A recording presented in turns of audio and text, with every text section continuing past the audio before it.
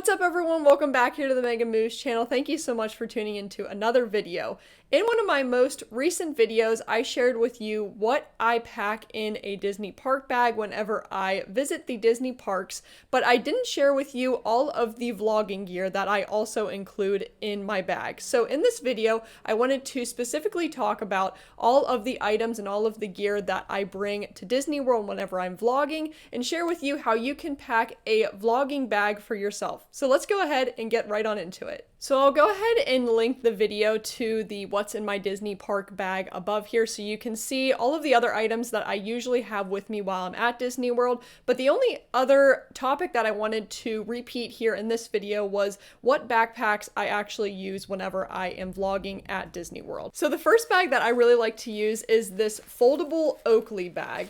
And you can use any type of foldable backpack, they sell them everywhere, but this backpack is really nice because, like I had mentioned, it is foldable, it's nice and collapsible, so whenever you are traveling to Disney World, it's easy to store in a suitcase, but it's also easy and a nice size to get on and off rides with. So this is one of the bags that I really like to use whenever going to Disney. It's also very lightweight, so it's nice, you don't have to carry around a super heavy backpack while you are at Disney World for the day. Another bag that I like to use is one that I know a ton of people that go to Disney World use, and that is a mini Loungefly backpack. I just recently got this bag and I love bringing it to the parks because it's the perfect size to fit all of the items that I need for my day at Disney, but also some of the vlogging gear that I like to bring. And I really love that it has these side pockets here on the backpack. It's nice to put my phone in and sunglasses whenever I get on and off the rides. So this is another one of the backpacks that I like to use when vlogging at Disney World. And the last backpack that I use most frequently and most often is this nice nylon Kate Spade backpack. It is a perfect size to fit everything that I bring to Disney World. I love the front pocket in the front here, and that it has the pockets on the side for my phone and a water bottle if I need to put one in the side pocket. So I actually just got back from going to Disney World and I wanted to unpack my vlogging bag here with you so that you can see all of the vlogging gear that I use whenever I go to Disney. So let's go ahead and get on into this bag. So the first thing that I use when vlogging at Disney World is obviously a given, and that is some type of camera. So right now I am currently just using my iPhone 11 Pro, which I am filming with right now, and that's usually what I use when vlogging at Disney World. I used to use my iPhone 6s, but I was able to upgrade to the 11 Pro, which I've been so happy with. I would like to one day upgrade to an external camera, but for right now I'm just using my phone, which works out really nicely. So if you are a beginner vlogger, just using your phone is really nice. It's very convenient because obviously you have it with you, and I really love it. It films really nice quality videos, and it's nice to just have everything in one place. So since I'm currently recording with my phone that I use for my vlogging, we're going to pretend that my iPhone 6s here is just a little representation of the camera that I use for vlogging at Disney World. The second piece of equipment that I use is a must if you are vlogging at Disney World, and just a must in general if you are visiting Disney World, and that is some type of external power bank, especially for when I am vlogging at Disney World. I'm obviously using my phone a bunch, and you're going to be using your phone a bunch in general, taking pictures and videos, and now they are having you move to a lot of the mobile app services and ordering food on the app, so you're going to be on your phone a lot, so you're definitely going to want some type of external power bank so that way you can recharge and stay charged with your phone or whatever vlogging devices you use while at Disney. Going along with the external power bank, of course, you're going to need some type of charging cord. I just use the iPhone charger to connect with the power bank so that way my phone can stay charged the entire time. And one of the last pieces of vlogging equipment that I use for Disney World is a gimbal or stabilizer. So I currently have the DJI Osmo Mobile 3 gimbal or stabilizer, and it has worked really well for me. I've been really happy with the results that I've gotten from this gimbal. It's been super easy to learn how to use it, and I love using it whenever I am live streaming throughout the park. Now, for right now, personally, whenever I am vlogging throughout the parks, I usually just hold my phone and I don't use the gimbal. I usually only use the gimbal whenever I'm doing live streams, so that way I can have a nice steady video throughout the time. I usually don't use it for vlogging because getting on and off the rides, it can be really hard to take my phone off and then put it back on and put the gimbal away. So it can just be a lot of steps and time that it takes up to use the gimbal, but I really love using it for live streaming, and I'm going to show you what setup I use whenever I am live streaming throughout the parks and how I keep everything contained, because there's a lot of equipment that you might need for doing the live stream. So I just want to show you how I usually use the gimbal whenever I am walking around the parks. I also forgot to mention with the gimbal that I use, there are two different options that you can get. You can get one that just comes with the gimbal, or you can get one that comes with, it's called the combo pack, and the combo pack comes with the case for the gimbal and the stand for the gimbal. And I personally recommend getting this option because you're going to want, it's a little bit more of an expensive gimbal, and you're going to want something that's going to be able to protect it. And I really do like the stand that it comes with. The stand is really nice if you are vlogging throughout Disney and you have to stop to rest the gimbal down, or you have to stop to get something to eat. It's nice to just have the gimbal rested with the stand, and you can still talk to your viewers and still vlog while you are eating, and you don't necessarily have to have the gimbal in your hand the entire time. So here is my phone with the gimbal, and it's super easy to get the hang of how to use it. It's kind of a little bit difficult at first, but once you learn how to use the gimbal, it's really easy to use, and I recommend it for live streaming. But it comes with, as I mentioned, the stand here, and it just goes right on the bottom and it just screws right in, and then it's nice and easy. You can just rest it on a table. I personally don't use the stand as much because whenever I am live streaming at Disney, I'm usually walking around and going on rides and things. I don't stop very often, but it's not too bad. I've seen a lot of people that have just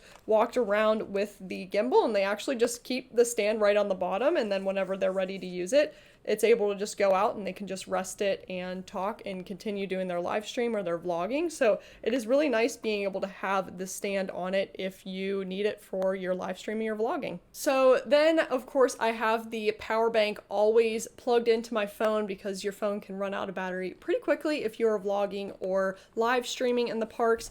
And as you can see, your hands get pretty full with all of this equipment, okay? And so you can get a little bit overwhelmed with everything, but what I like to do is before I go live or before I start vlogging, I like to get everything all hooked up, and then I actually will just keep the charger in the side pocket of my backpack, and then I will just put it on my back.